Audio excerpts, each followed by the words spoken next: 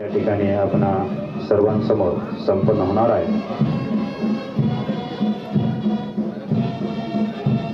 त्यानंतर आणि त्या पद्धतीने आपण काम करायला अशी अपेक्षा आहे। आपणच देशाला प्रगतीपथावर नेऊ शकतो आणि म्हणून आपल्या प्रत्येकाची जबाबदारी असेल की मी देशासाठी काय करू शकतो। केवळ बॉर्डरवर जाणं म्हणजे देशसेवा नाही,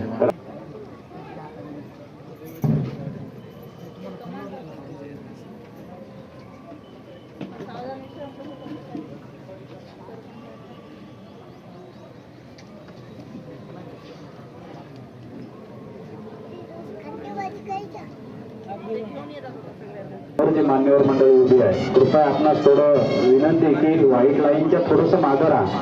व्हाईट लाईन पर्यंत जवानांचे हात येऊ शकतात, त्यामुळे कृपया आपण थोडंसं मागं राहा आणि आनंद घ्या। थोडेसे मोकळे मोकळे व्हा।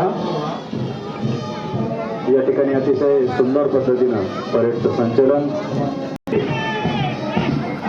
आणि पोलीस उपनिरीक्षक महिपाळ यांच्या नेतृत्वाखाली कार्यक्रमाला येतो। पुरुषांची 22 पुरुषांची प्लाटून यांच्यासमोरून प्रस्थान करत आहे।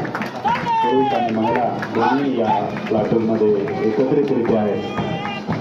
त्यानंतर परेड कमांडर गायदाने SRPFची पोलीस बल गट क्रमांक 12 ही प्लाटून यांच्यासमोरून मान्यवरांना अभिवादन करून जात आहे।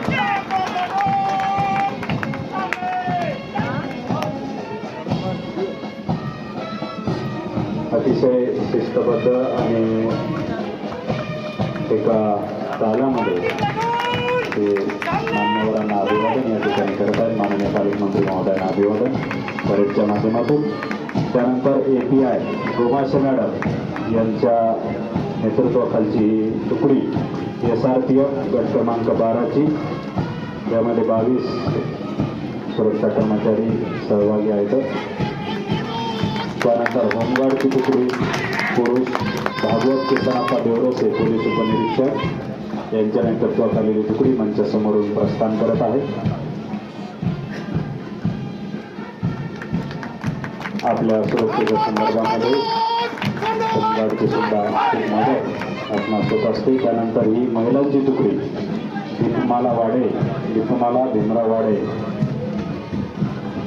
पोलीस उपनिरीक्षक यांच्या नेतृत्वाखाली ही महिलांची तुकडी मान्यवरांना अभिवादन करून समोर जात आहे। त्यानंतर बरेच वेळेपासून आपण जसं सुरेख संगीत ऐकतो, अतिशय सुंदर पद्धतीनं राष्ट्रगीत आणि अतिशय सुंदर पद्धतीनं राज्यगीत यांनी सादर केलं असेल। वाद्यपथक प्रकाश सावळे, पथकाचे प्रमुख सावळे 22 पुरुषांचे पथक आहे। त्यानंतर विद्यार्थ्यांच्या तुकड्या मंचासमोर प्रस्थान करतील। तुकडी आहे आजपर्यंत आपला क्रमांक आहे 22 विद्यार्थ्यांची तुकडी। त्यानंतर दुसरी जी तुकडी आहे ती सेक्रेट इंग्लिश स्कूलच्या मुलींची तुकडी आहे।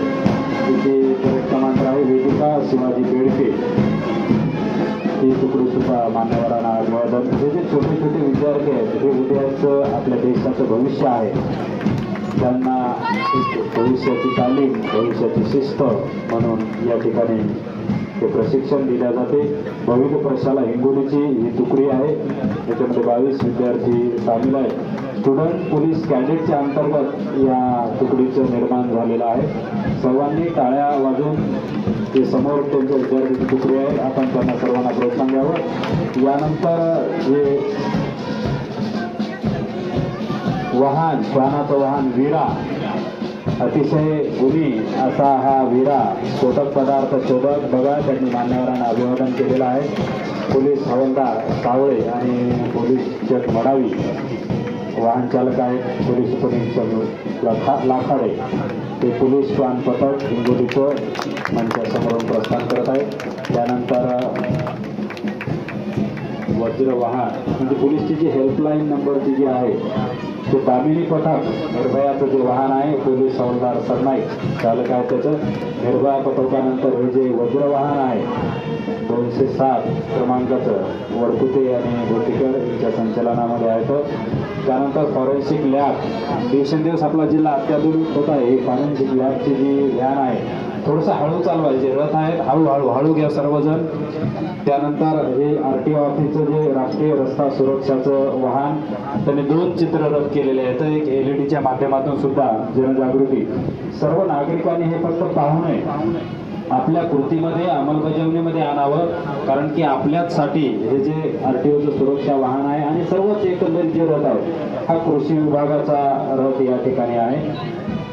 महाराष्ट्र शासन कृषी विभाग ई पीक पाहणी असेल किंवा शेतकरी बांधवांच्या ज्या वेगवेगळ्या योजना असतील, ऑनलाईनच्या माध्यमातून QR कोडच्या माध्यमातून कृषीचे जे यांत्रिकीकरण होत आहे त्या संदर्भातली माहिती या ठिकाणी कृषी विभागाच्या माध्यमातून. आरोग्य सेवेचा हा रथ आहे. महाराष्ट्र शासन आरोग्य सेवा विभाग डीन या ठिकाणी जे आहेत चक्रधर सर आणि तरस सर यांच्या माध्यमातून आरोग्य विभागाचा हा बालविवाह मुक्त अभियान हे जे इन्स्टिट्यूट ऑफ सोशल अवेअरनेस आहे, म्हणजे 26 जानेवारी ते 8 मार्चपर्यंत वेगवेगळ्या 50 गावामधून या रथाचं संचलन होणार आहे. सर्वत्र ते जनजागृती या ठिकाणी करणार आहे. त्यानंतर ॲम्ब्युलन्स आरोग्य विभागाचे प्रातिनिधिक स्वरूपामध्ये अगदी तत्पर सेवा देण्यासाठी, नागरिकांच्या सुरक्षेसाठी जे नेहमी तत्पर असलेले जे वाहन आहे. त्याच्यानंतर हे अग्निशामक दल अशा पद्धतीनं या ठिकाणी जे परेडचं संचलन आपल्या जिल्ह्यामधलं काही प्रातिनिधिक स्वरूपातलं झालेलं आहे. यानंतर मंत्री महोदयांना मी विनंती करतो की आपण कवायत आहे, कवायतच्या नंतर पुरस्कार वितरण आहे. तर मान्यवरांना विनंती की आपण थोडंसं आसनस्थ जर झालं तर आपल्याला कवायतीचा चांगला आनंद, कारण की 8 ते 10 मिनिटं कवायतीला लागणार आहे. सर आपण थोडंसं आसनस्थ